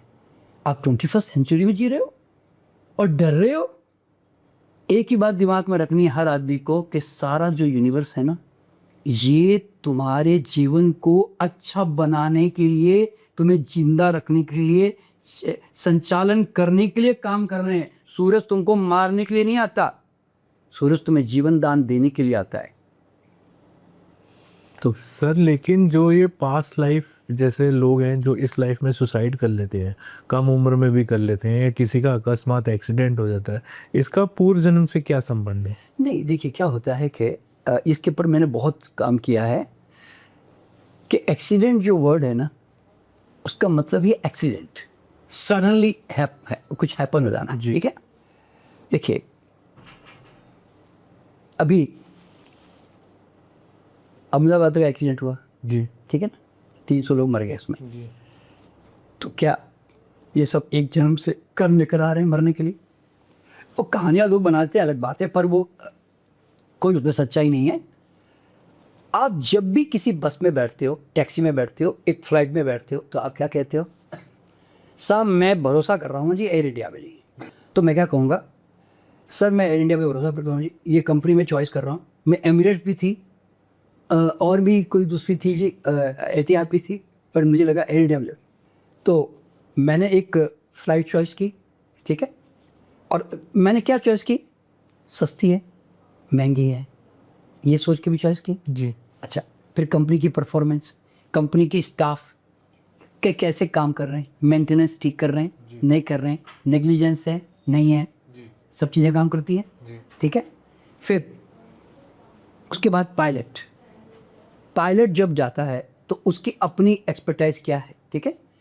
अब ये 300 के 300 लोग क्या कर रहे हैं, एक पायलट को क्या बोलता है ना, भाई साहब हमने अपने आप को आपके फ्लाइट में अपने आप को बैठा दिया है जी, अब आप हमें जैसा भी जहाँ भी लेके जाना उड़ा के ले जाओ जी हमें जी। तो you have purposefully surrender to one person ना, और वो पर्सन, मान लो आप एक बस ड्राइवर है, देखिए वैष्णो देवी जाती है, गिर जाती है गड्ढे में, तो आपने एक बस ड्राइवर पे भरोसा किया ना कि यार ये हिमाचल की गवर्नमेंट की है, कोई बात नहीं, और ड्राइवर जो है उसको भरोसा करके बैठ जाओ जी आराम से।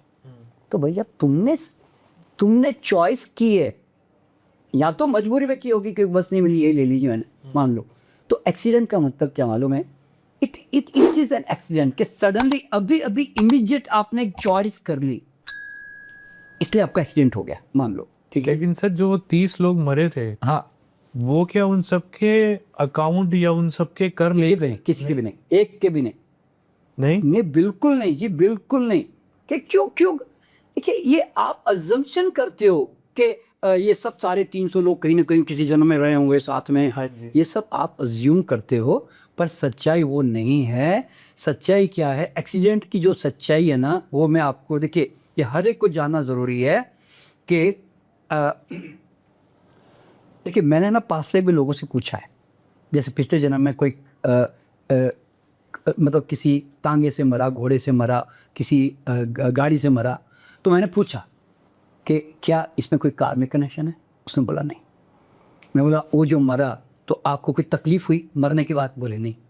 बोले मैं तो आश्चर्यचकित हो गई कि मेरी बॉडी में बाहर कैसे निकल गई, समझे ना, एकदम से हो गया। हाँ, क्योंकि सडनली होता है ना, सडन का मतलब क्या आलम है, ये आप सोचने के लायक भी नहीं रहते हो, नहीं रहते, समझे ना। अच्छा अब देखिए, आप तो शहर में हो, आज गांव में ऐसे कई लोग हैं जो कभी निकलते नहीं घर से बाहर ज़्यादा, उनका एक्सीडेंट जैसा उनके साथ घटता ही है।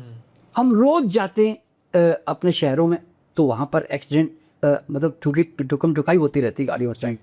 तो कारण क्या होता है? ये इमीडिएट एक जो होता है ना, अभी अभी के कर्मा है, अभी अभी इमीडिएट चॉइस वाले कर्मा है, समझे ना।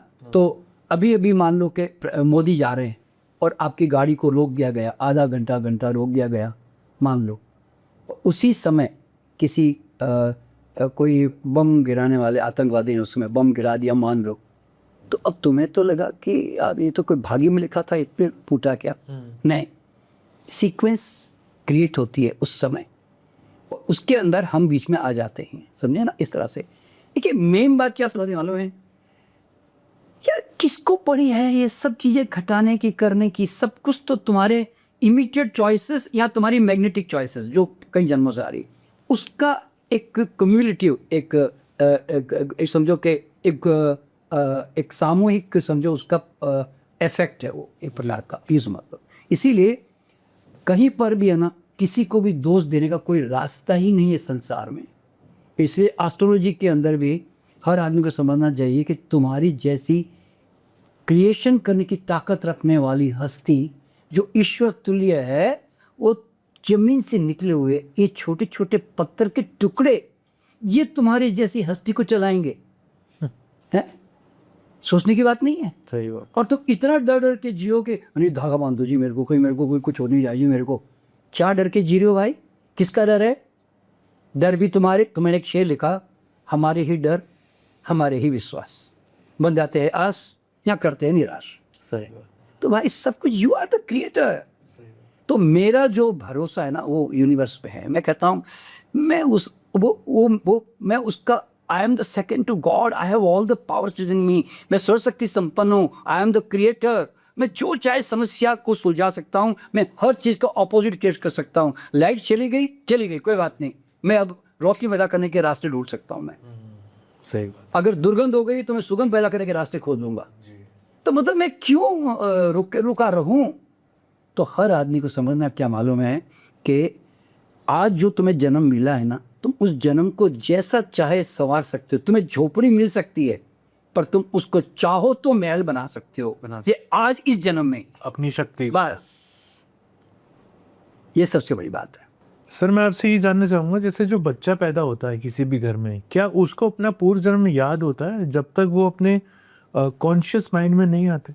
हाँ, और वो कब तक याद रहता है?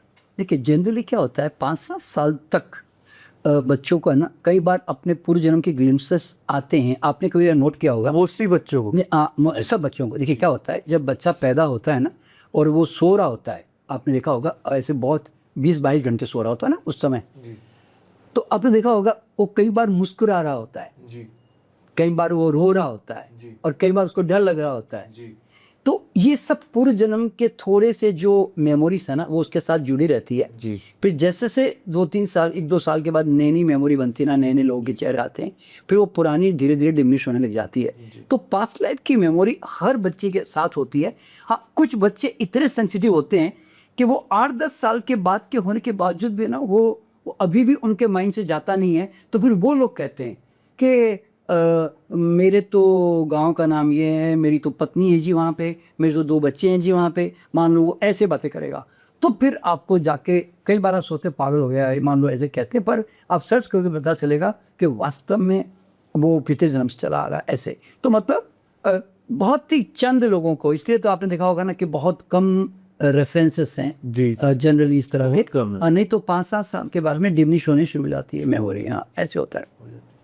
सर कोई ऐसा एक्सपीरियंस आपने किया हो 30 साल में पुनर्जन्म का जो आपको लगा हो कि ये सबसे ज़्यादा डिफ़िकल्ट था, या सबसे ज़्यादा कोई ऐसा आपको केस याद हो, कोई केस स्टडी? नहीं, देखिए क्या होता है कि डिफ़िकल्ट ऐसा कोई शब्द तो नहीं मुझे आज तक लगा, क्योंकि क्या होता है कि जनरली जब हम पास्ट लाइफ में लेके जाते हैं ना तो हम अच्छा ही दिखाते हैं ना।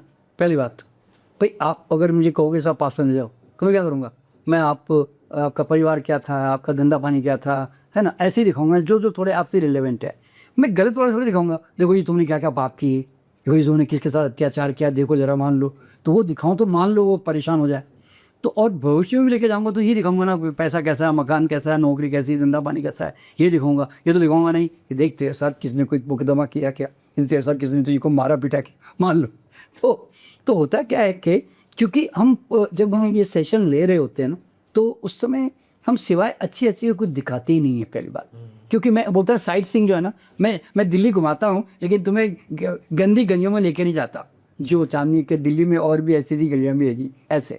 अच्छा, और तो इसके कारण भी जो है ना लोग जो है सिर्फ अच्छे अच्छे देख पाते हैं। पर हाँ, एक चीज़ जो मैं जो जानता हूँ कि ये क्लैरिटी जो है ना हर बार आती जाती है कि आदमी का छोटे से छोटा गलत संस्कार जो है ना वो इस जन्म में तुम्हारे साथ जुड़कर तुम्हें बड़ा प्रॉब्लम क्रिएट कर सकता है, ये देखने में आता है। अभी जैसे मैं एग्जांपल दे रहा हूँ, अभी देखिए मैं कल ही की बात बता रहा हूँ। कल मेरे पास जो एक व्यक्ति आया था, वो पिछले जन्म में दो पड़ोसी झगड़ा बहुत कर रहे थे और उनके बीच में जाकर उनको सुलझाने की कोशिश की और एक का फेवर ले लिया। तो दूसरा जो पड़ोसी था उसको इतना उसके ऊपर नफरत पैदा हो गई कि उसको लगा कि इससे मैं बदला लूँगा, इसने इसको फेवर क्यों किया।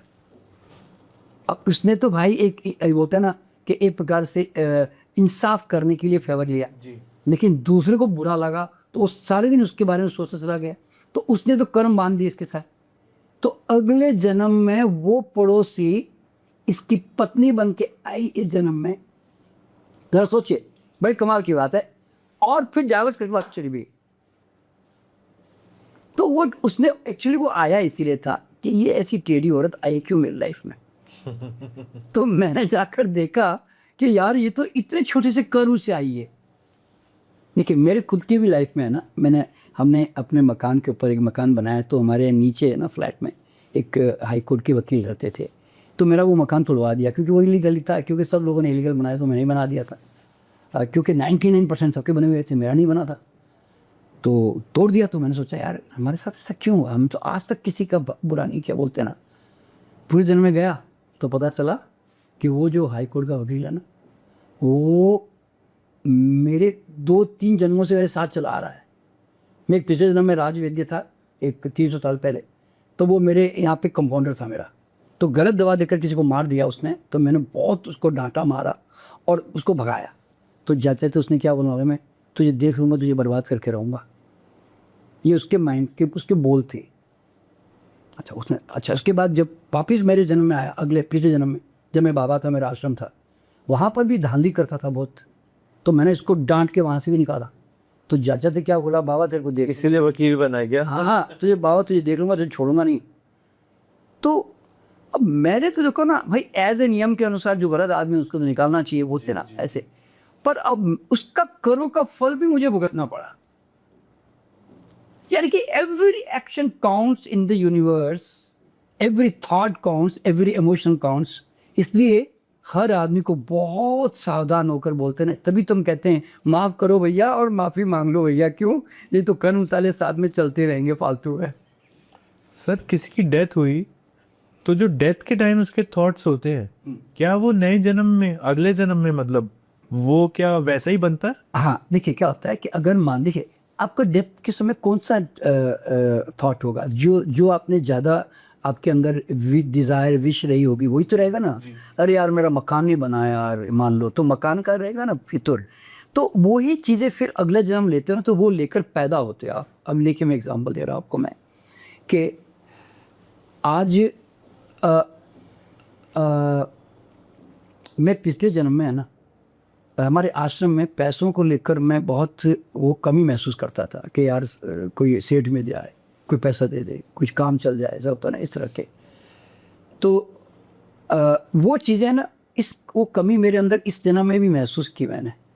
जब मैंने रिकॉग्निशन की तो मैंने कहा नहीं यार, इससे बाहर निकलना पड़ेगा ऐसे। तो होता क्या है कि कई हमारे पिछले जन्मों के संस्कार जो साथ में आ रहे होते हैं ना, उसके कारण हम ऐसा बिहेवियर कर रहे होते हैं। ये समझ रहे हैं आप? जी सर, एंडलेस है सब्जेक्ट। आप 1000 क्वेश्चन भी करोगे ना तो इसको भी एंड भी हो जाए। नो, बस सर मैं यही कहना चाहूँगा कि आज आपने पास्ट लाइफ से रिलेटेड बहुत सारी बातें हमें बताई, बहुत सारे एक्सपीरियंस शेयर करिए। तो मैं आपका तहे दिल से शुक्रिया करना चाहूँगा सर, आप हमारे शो पे आए और आपने हमको सर इतना समय दिया। Thank you so much sir. Okay, नमस्कार।